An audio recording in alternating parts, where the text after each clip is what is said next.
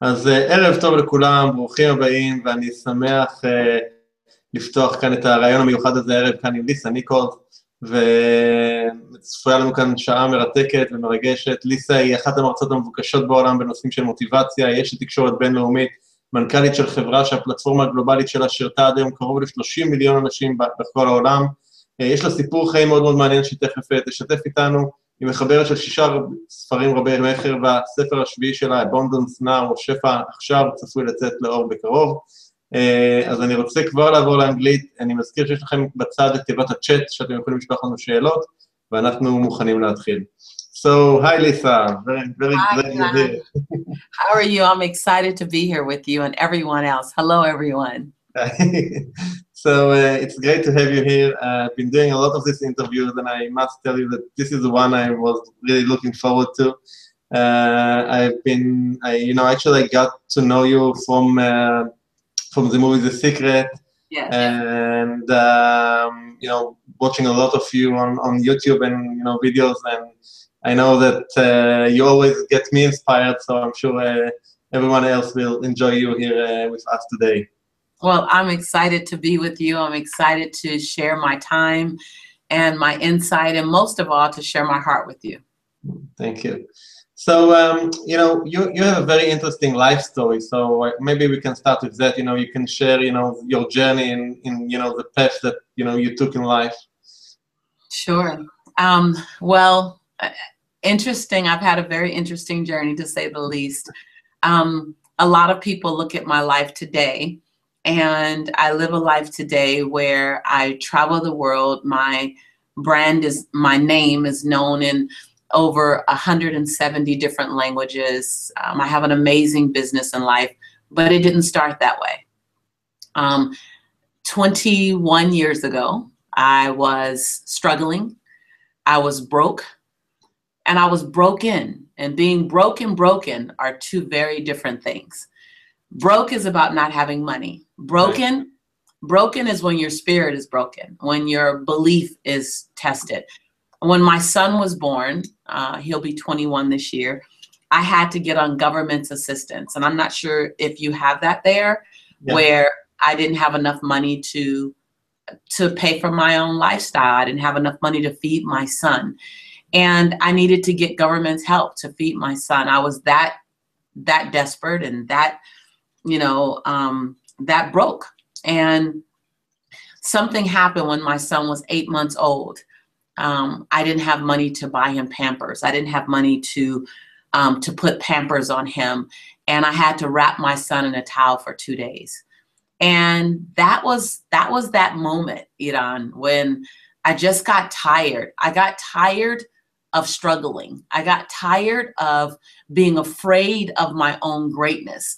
I got tired of being fearful of my own light and my own brilliance. I got tired of worrying what might be around the corner for me if I tried.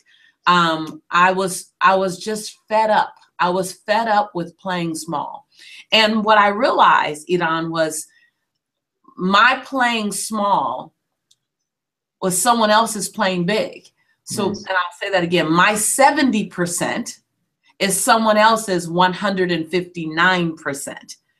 And I could no longer give myself permission to operate at 70%. Like, I wanted to see what would it be like if I played so full out that I scared myself?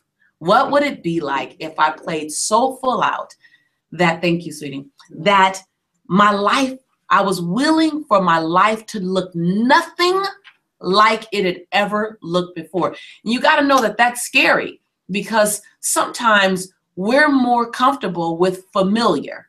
Even if familiar is uncomfortable, we're more comfortable with the familiar. Does that make sense? Perfect sense. So I had to become comfortable in a constant discomfort.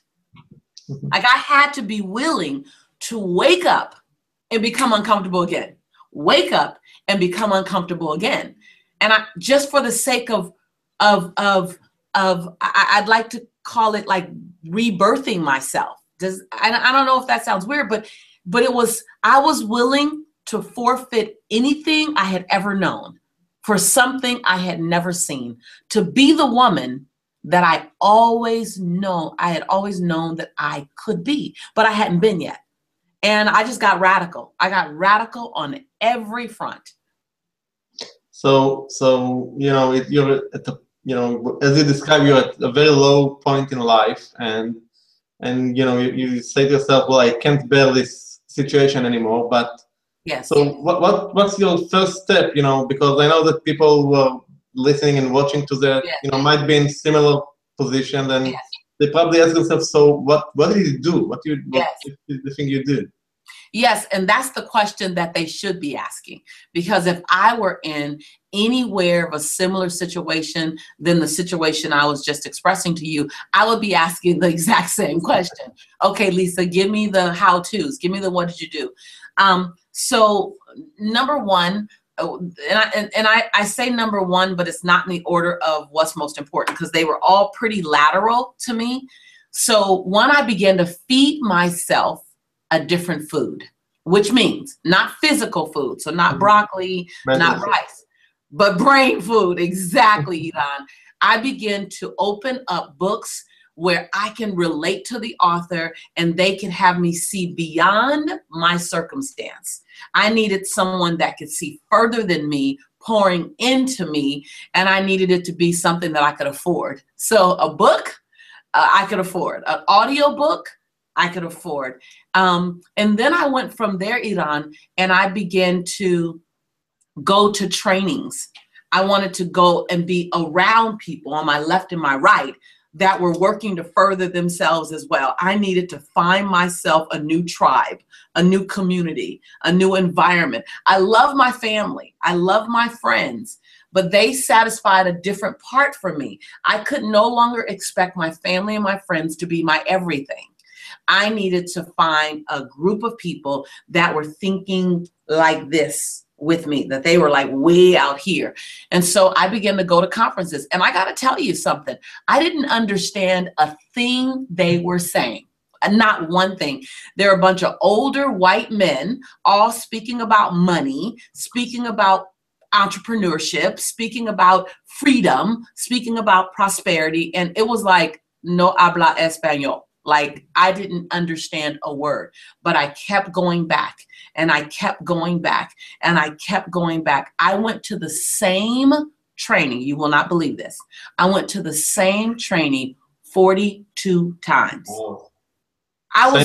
Same workshop or conference? The same training, because I was the youngest person there. I was one of 4 women. I was the only person of color in the entire conference. And it was just a different world. Do you know what I mean? It was just a different world.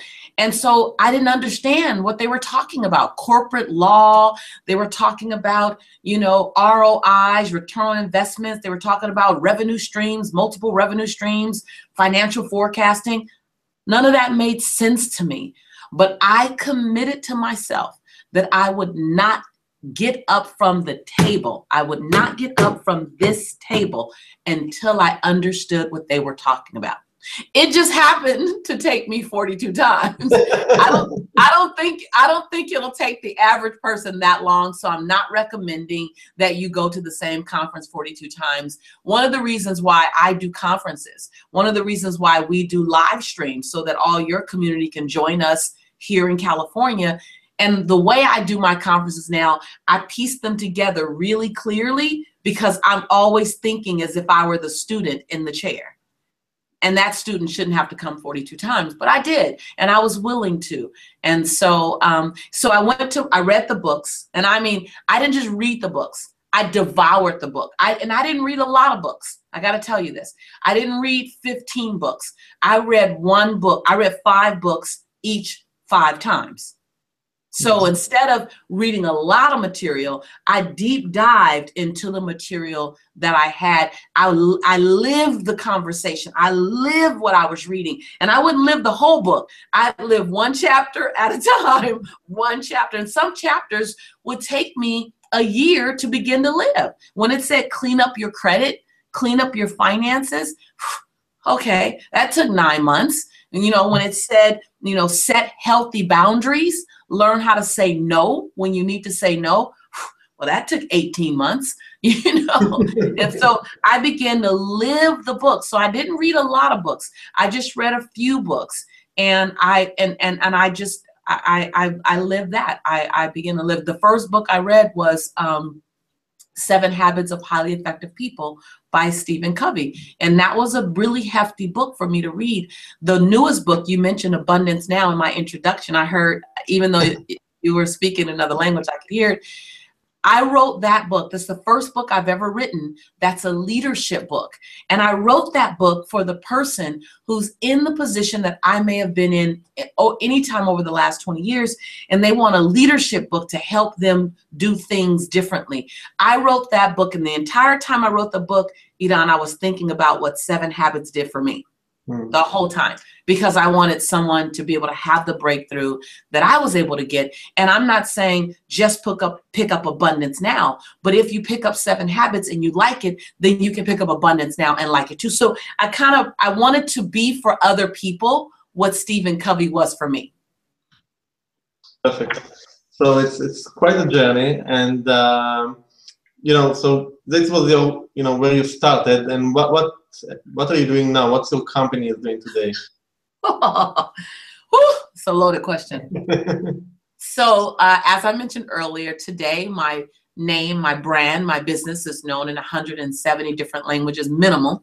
Back then I had never written a book at all, and right now I'm working on my 7th bestseller.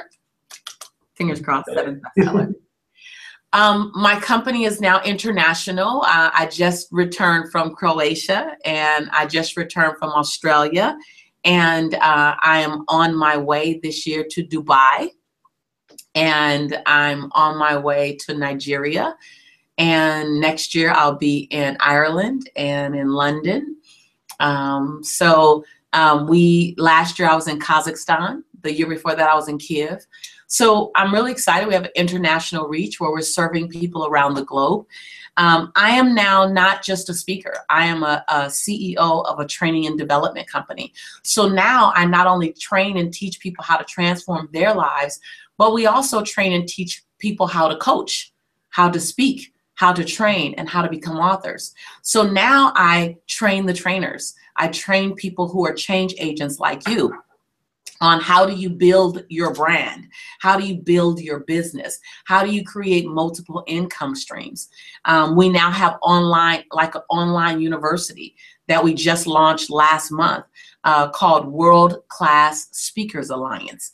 And the World Class Speakers Alliance is a powerful, it is the most comprehensive program that I have, teaching people how to master their voice, how to master their message, how to deliver their message with impact and charisma, charm and transparency, how to generate revenue, how to generate money, transforming lives, how to generate money with their message, how to produce product, how to market themselves. So that's our newest program online. I'm very excited because you can be learning from it over in Israel while someone's learning from it in California at the exact same time, and it's all video.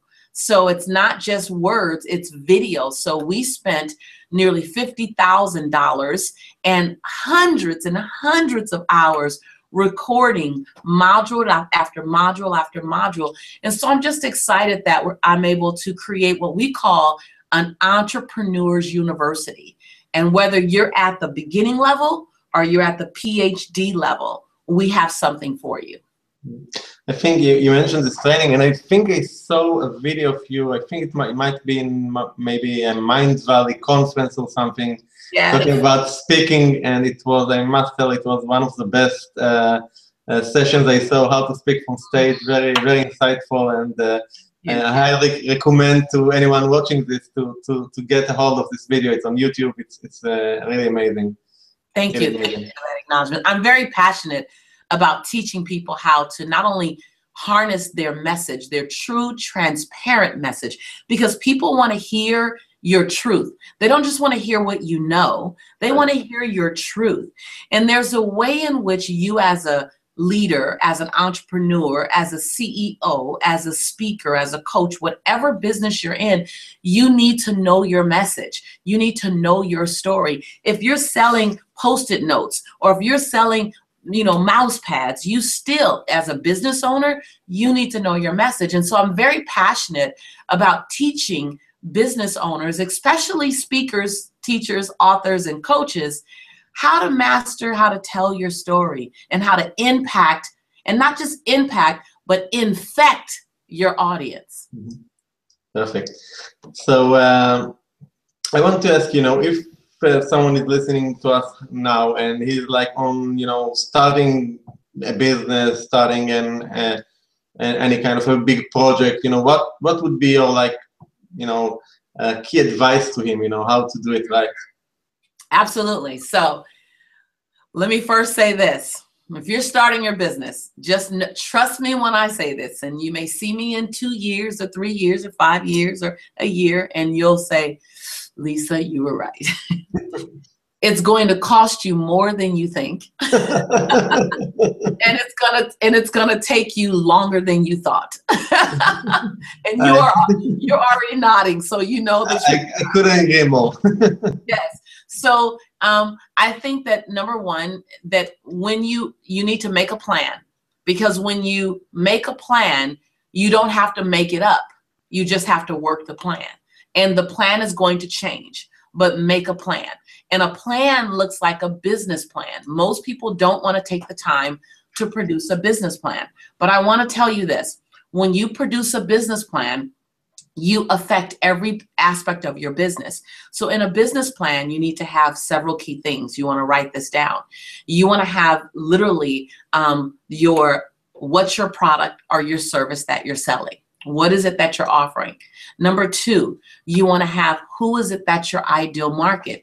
Who's your consumer? And you can't say everybody, even though everyone might be a consumer. Who's your ideal consumer? What's their demographic?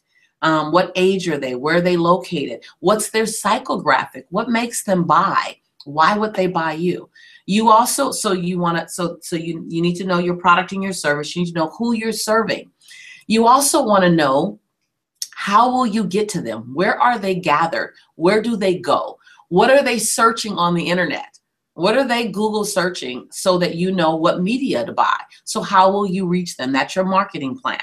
How will you reach them? Most people bypass looking at their marketing plan, but you absolutely have to know that there's so many great businesses with great services or great products who are going out of business as we speak. The reason why they're going out of business as we speak is because they don't have a marketing plan. And so you can have a great project, you can have a great product, but if no one who needs this product knows about you, then you just put yourself out of business. So once you know what this is, and once you know who your market is, the next thing to know is what's the connection between me and the market. Very important. Then you want to know your financial forecast. Entrepreneurs are so comfortable with guessing, and that's okay. I guess every day. Every day I guess. And then I get up the next day and I guess again. But I guess inside the parameters of what my plan looks like on paper. So I always have a plan. I'm always looking at what's my plan, and I might have to modify my plan. You're always going to need to modify your plan, but you need to write a plan so you have something that's sort of like your GPS. It's showing you where you plan to go this year. Now, let me tell you another critical reason why you want to have a business plan. Because when you bring on team, if you don't have a plan, everything's in your head. And no one is empowered to help implement this strategy because it's all in your head. So a plan allows you to grab the plan, hand it to your team, and go, this is what we're doing. And now when you do that, they get to add their genius to your plan, and they're gonna do that, and they're gonna beef it up, and they're gonna want to change it a bit, and you have to be fluid and flexible to let them change it. And so my first piece is a business plan with all those things inside of it: your product, your service, your audience, your ideal market, how you're going to reach them, which is your marketing, your financial forecast. And then you want to begin to look at how do we do operations here in your business? I don't care if you're a business of one, but how do you do operations in your business? Because if you don't know how you do operations in your business, every time a new person comes in, it's going to change. And so that's called your SOP, your standard operating procedures, or your system. And so you want to say, here at my company, we return our calls in 24 hours. At my company, we give refunds, up until 5 days. In my company, we believe in service first. In my company, what is it about your company that's the culture of your company? So I recommend, Eran, that you start with that business plan. You forecast your finances that you think it will take to start your business, then you double them. You forecast how much time you think it's going to take you to launch this business, and you triple that. And then the third thing that I would say that you do is don't spend too much time in front of this machine right here. This machine right here, this can get very, it can be alluring, and it can be distracting. I can't tell you how many entrepreneurs I've coached where I tell them, you want to speak, and they want to speak, and they're sending out their bios online, and they're sending out, and I go, I have a really great idea. If you want to speak, go speak. Go talk to somebody. Well, who do I go talk to? Anybody. And so I recommend go out and do what you want to do for a fee. Go do it for free, because you'll get plenty of customers for free, but those customers they're not necessarily for free, because they're paying you back in feedback. They're paying you back in referral. They're paying you back in case studies. You're getting samples, Exactly. They're paying you back in so many different things. Video, if you want to get video of you doing that thing you're doing. And so, that's like the biggest aha for entrepreneurs is, oh, I could go do this for free. Yes. I said I was going to speak 18 times for free. I spoke almost 48 times for free before I ever got paid. But by the time I got paid, $50 was my first payment, $50. $350 was my second payment. $1,000 was my third payment, but that was 3 years into being a speaker. I made $1,400 for a year. And, and that was my journey. It's not everyone's journey, but that was my journey. So be willing to do for free what you say you want to do for a fee. That's my startup advice. So, along the way of, running a business, whatever business that is, there's always like the ups and downs, it's never a straight line. People think success is something like that. It's never like that. and what from your experience a person can do to keep his his focus, to keep his internal strength, and mentally and emotionally, and not be distracted because what's happening out there. Yes. I know a little bit about this. And some days it feels like it goes here and then it goes here before it goes here. So it's not even like this, because you can't guarantee this is going to come. You know what I mean? Sometimes it's like this, and you have to, and you'll stay in I call it the valley. Okay. You'll stay in the valley until you learn the lesson. So when I was on Oprah in 2007, I had the pleasure of being on Oprah. I said to her, whenever I'm going through something, I ask God, please show me the lesson that I'm supposed to learn. Mm-hmm. And she said, oh my God, Lisa, I do the exact same thing. And I thought, woohoo, I know I'm on the right track. I'm doing the same thing Oprah does, asking the same question. So number one is ask a better question. Most people ask a very poor, disempowering question. And when you ask a poor, disempowering question, you get a poor, disempowering answer. And the question that they normally ask that's a poor, disempowering question is, why me? Why me? Why my business? And guess what? If you ask why me, you're going to get the answer why you. Right. Don't ask that question. Don't ask the question why me. Online, there's a home study program called No Matter What. And I highly recommend it. It's a great program. But in that program, I actually provided 25 little cards. They're about this size. They're exactly this size, 25 little cards. And on every card, it has a better question to ask.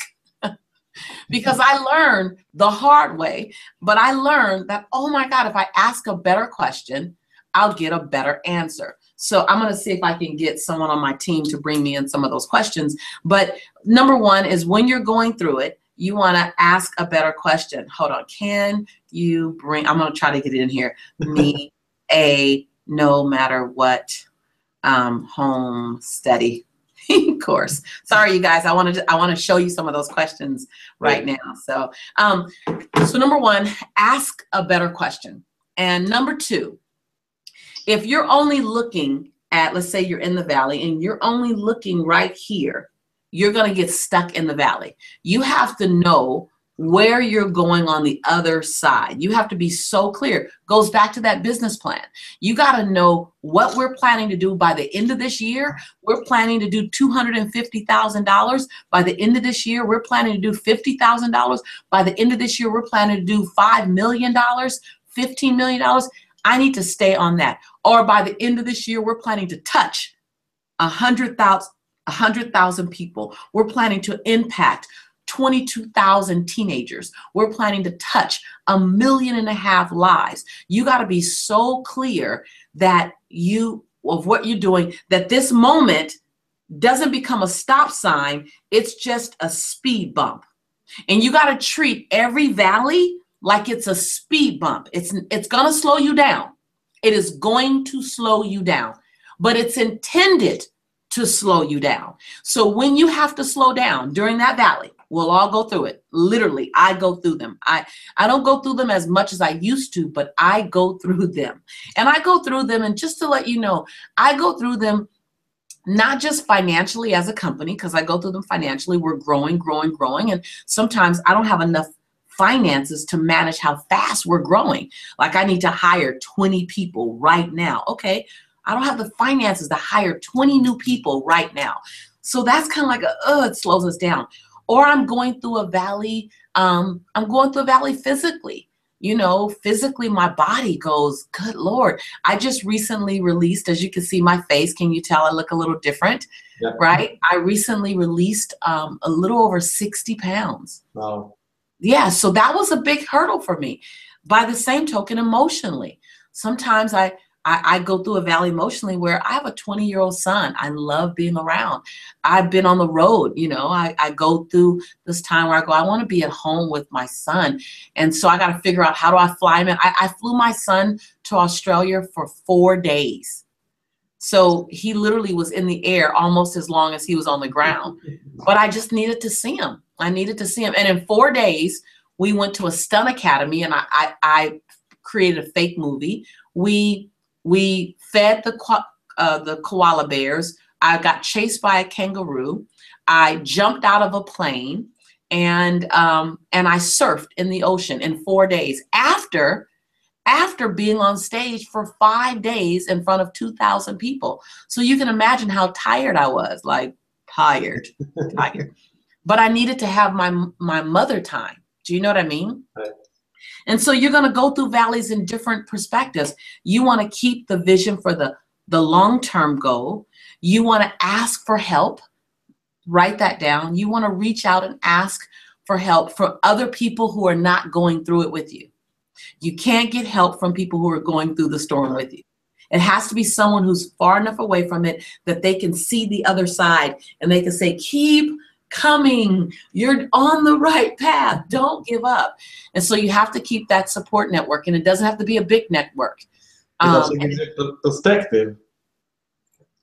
Yeah, they'll put it in perspective for you. Absolutely.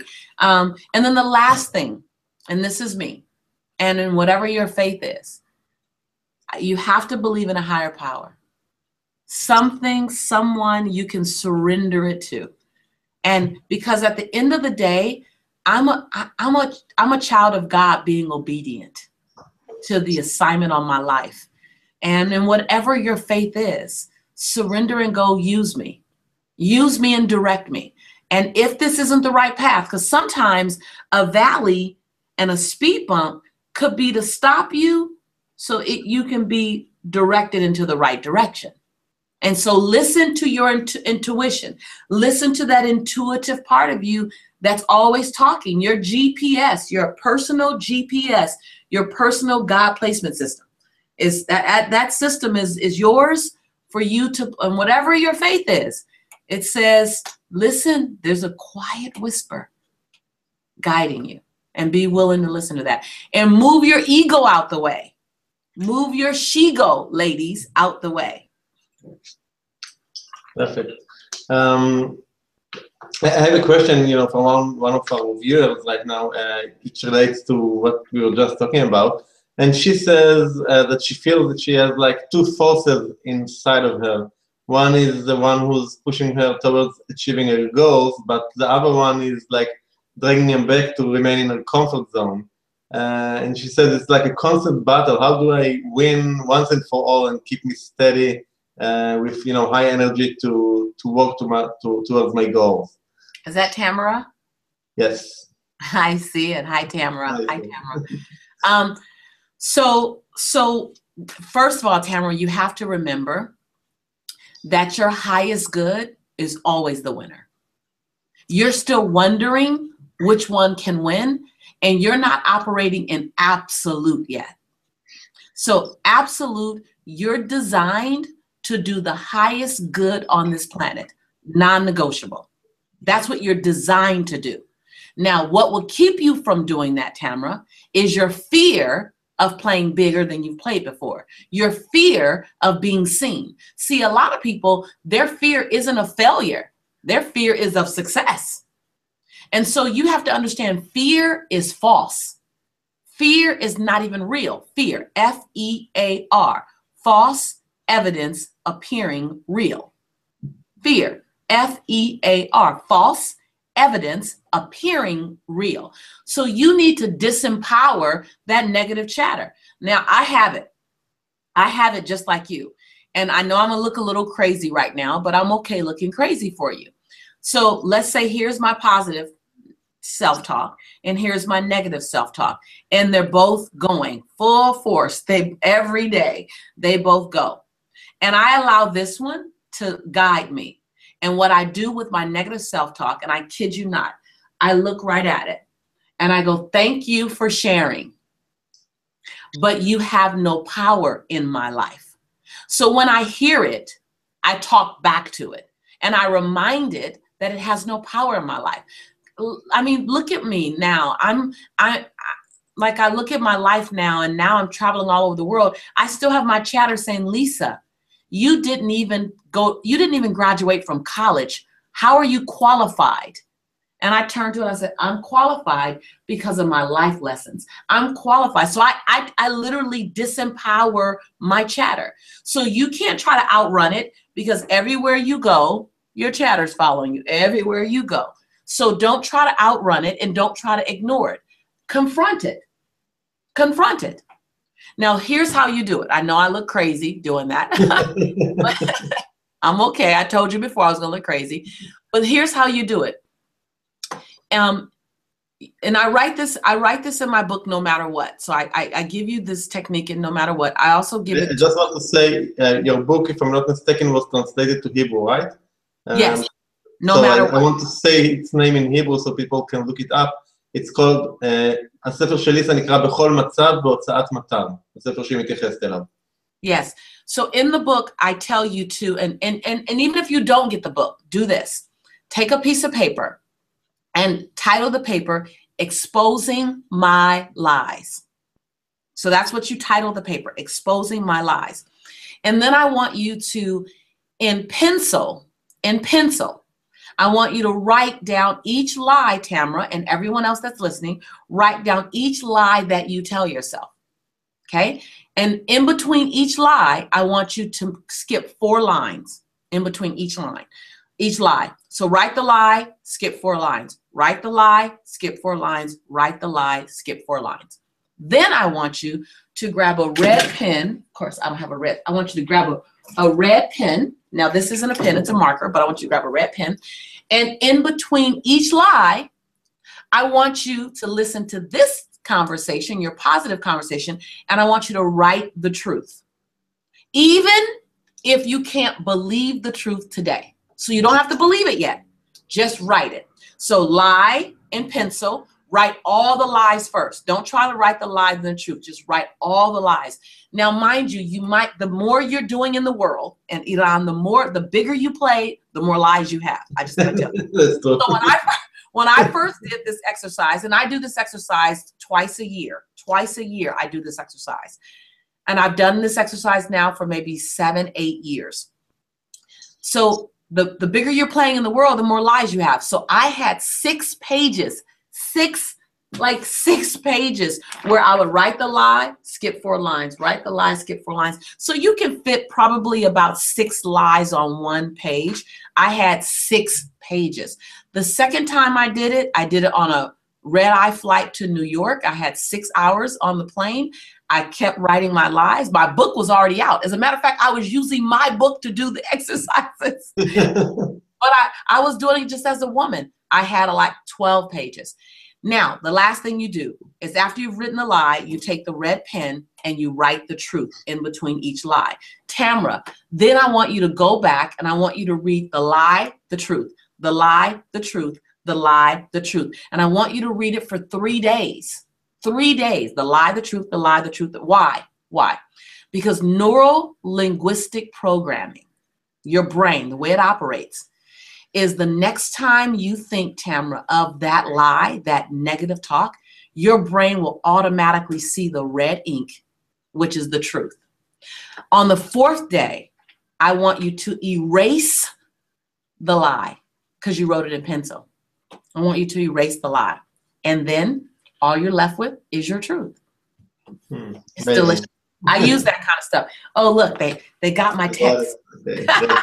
So like some better questions to ask. Thank you so much, Virginia.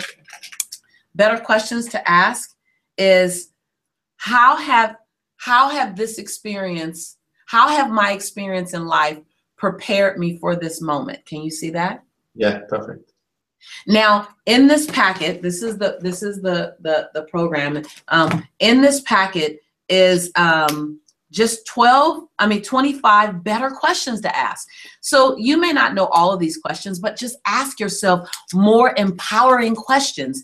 And when you ask yourself and the universe and God for more empowering questions, then you will get more empowering answers. I love this question. So you look at this question, read that. Okay, I will translate this one. Okay. Yes, yes, it requires. So what? Okay, can you just put it again for a second? אוקיי, איזה שריר או יכולת האתגר שאני חווה כרגע מפתח אצלי? That's a great question. Isn't that a great question? Isn't it a great question? And this is the one that Oprah said she uses. מה הברכה בשיעור שאני עובר? Isn't that great? And I just have a stack of them. And these are the questions that I ask myself when I'm going through something. So to answer you, what do you do when you're going like this? You ask these kind of questions versus why me? Why me? Why my life? That doesn't help you. And then you expose those lies. You do that. Isn't that a great exercise? Lie, truth, called exposing the lies. This is one of my favorites. It's perfect, perfect. I want to ask you another thing, Lisa. You know, I know that you also built a non-profit organization called Motivating the Teen Spirit. And I've read a little about it. I didn't know that before, but, you know, preparing to this interview, I read about it, and it's really, you know, when you look at least the numbers, it's quite inspiring. So I wanted to share about that a bit. Yes, so let me share with you a little bit that you didn't read, probably. When I was a teenager, I was very, very popular in school, as you can probably guess, because I was a social butterfly. I knew everyone. But secretly, I was very insecure. I was very uncomfortable with myself. I was very uncomfortable with my dark skin. I was very uncomfortable with my full lips. I got teased about my lips. I was very uncomfortable with the texture of my hair. I was just very uncomfortable in my skin. Does that make sense? Yeah. And though I smiled on the outside, I struggled on the inside. And by the time I was 19, I was really, really sad on the inside. And I contemplated suicide. And I contemplated suicide not because I wanted to die, but because I didn't know how to get rid of the pain. And so I fell to my knees. I don't tell the story often, so sorry, I still get emotional. I fell to my knees and I cried out to God. And I said, if you bring me through this very, very dark time, if you help me get up emotionally, I will spend my life helping other teenagers get up emotionally. So, sorry. Okay. So I made a commitment because I knew that teens that were making poor decisions weren't making poor decisions because they were bad teens. They're making poor decisions because they're hurting. So I started a non-for-profit motivating the teen spirit. And we teach teens how to identify their feelings and then how to manage how they feel in a constructive way.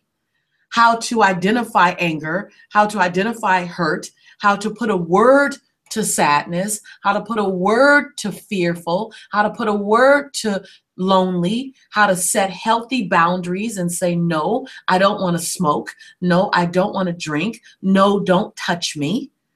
And how to own their choices, how to own their actions, how to take responsibility, how to ask for forgiveness.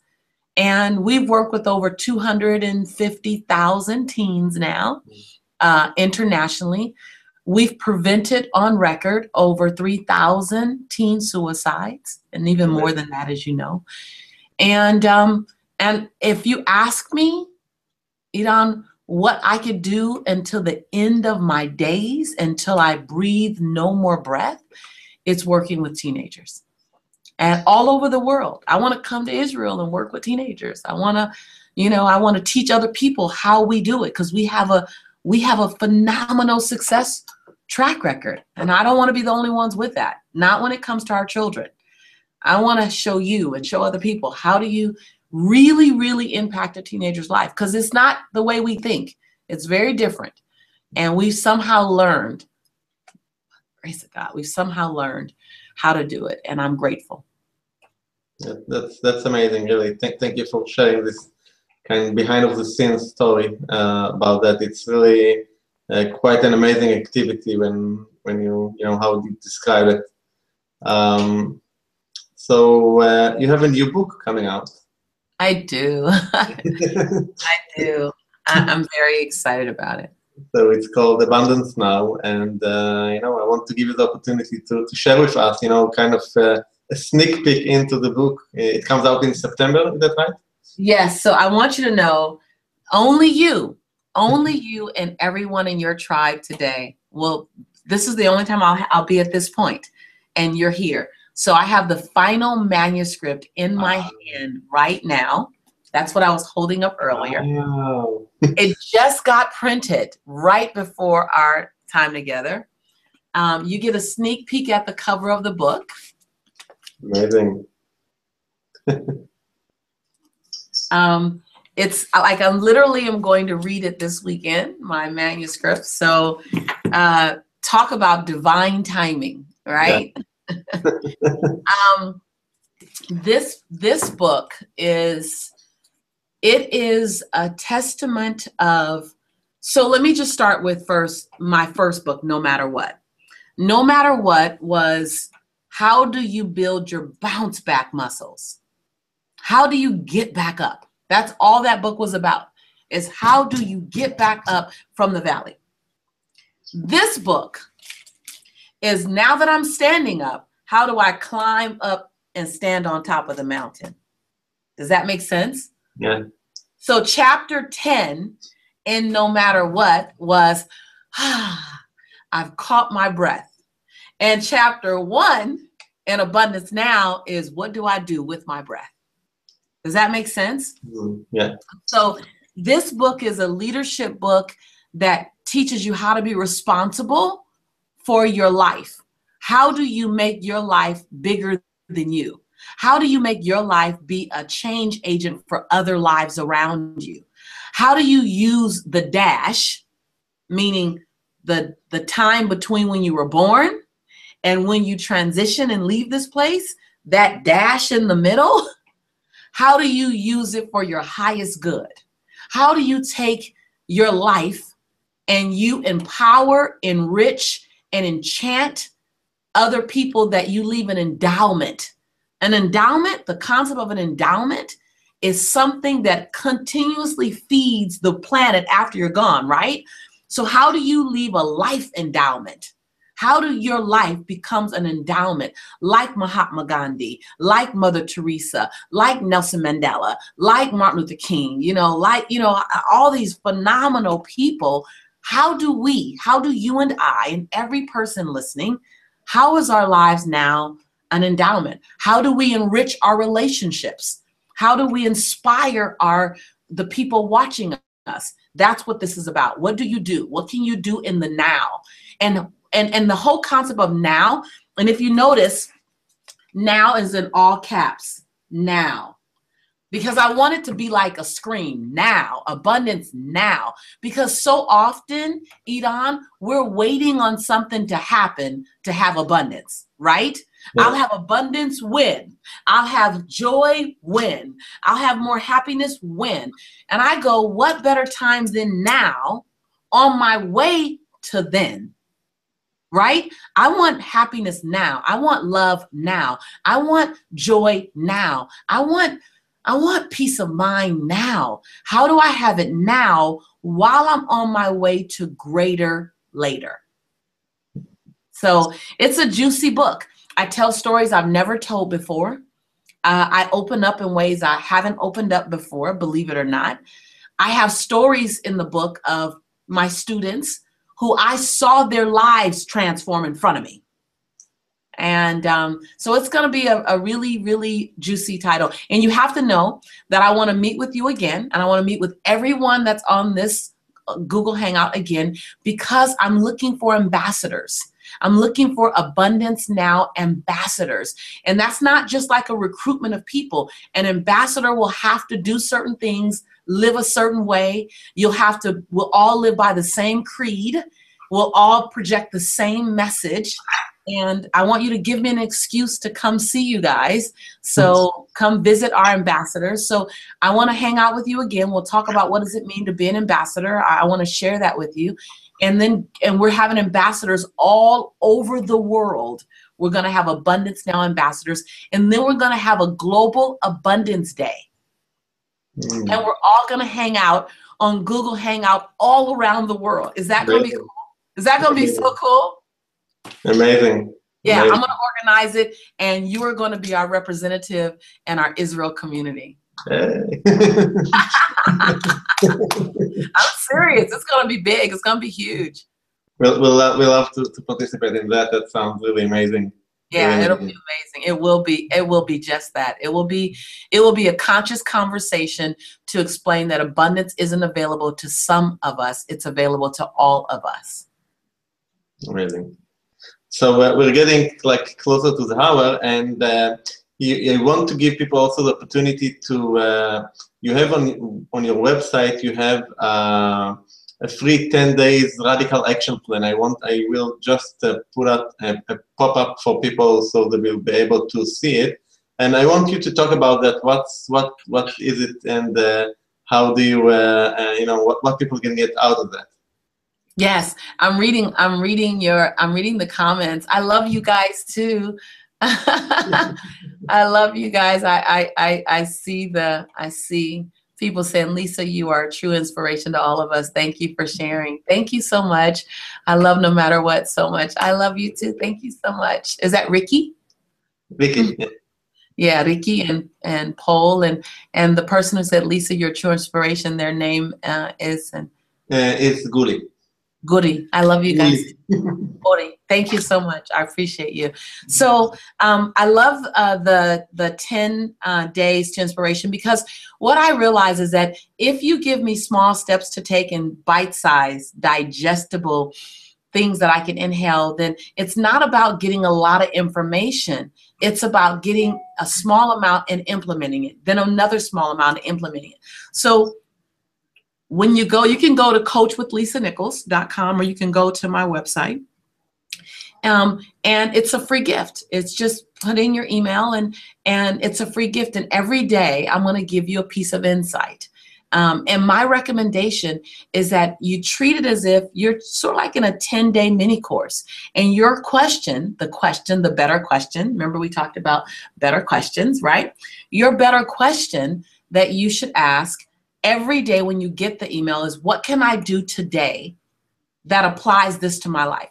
So I tell people every day, I'm not an extraordinary woman, though many would beg to differ with me. I'm not an extraordinary woman.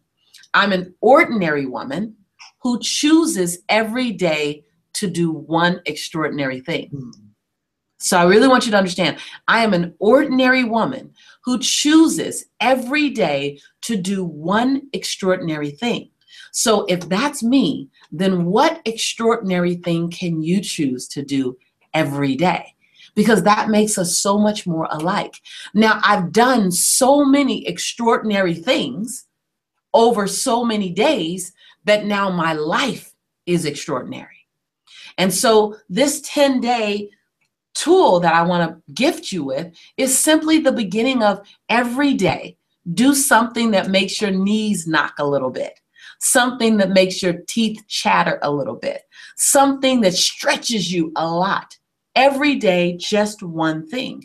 And when you do that one thing every day, you're going to begin to see your life goes from here to here to here to here to here, to all of a sudden you can't see the edges of your life because you've done one extraordinary thing every day. So if you go to coachwithlisanichols.com, you then join my email list so I can send you other things that we're doing, and you get that 10-day, 10 steps to extraordinary. Amazing. Amazing. So I just posted a link to your website so everyone can see it and click on that. And I want really to thank you, Lisa. It's been very insightful. It was great to have you, and thank you for sharing all of your experience and your heart mainly. It's been a pleasure. You're welcome. Now, I want everyone to reach out to me in the comments section and tell me that you received my hug. I'm hugging you guys. I'm hugging you all the way from here. Did you? Thank you. You received it. Okay. You got. Let me know. I'm looking at your comments over here. So thank you. You're welcome. Thank you. I'm hugging you guys. Hug me back. Hug me back. Love. I'm your sister. I want you to know I am your sister. I'm your sister in prosperity and in possibility. I'm your sister in love. I'm your sister in faith and prayer. I'm your sister in forgiveness. I'm your sister in second chances. I'm your sister in getting back up and getting out of the valley. I'm your sister in parenting. I'm your sister in family. I'm your sister in the journey. And remember this, that today I told you, I believe in you and I love you. Wow. Lisa, a big hug for me. And again, thank you so much. It's been really insightful, and I'm looking forward for your new book, and congratulations on that. Thank you. please, if you need any help with, this, spreading the word here, so I'm at your service. It's been a blast. Thank you. Thank you, brother. Thank you so much, brother. I look forward to chatting with you again, and we're going to do some great things together. Bye-bye.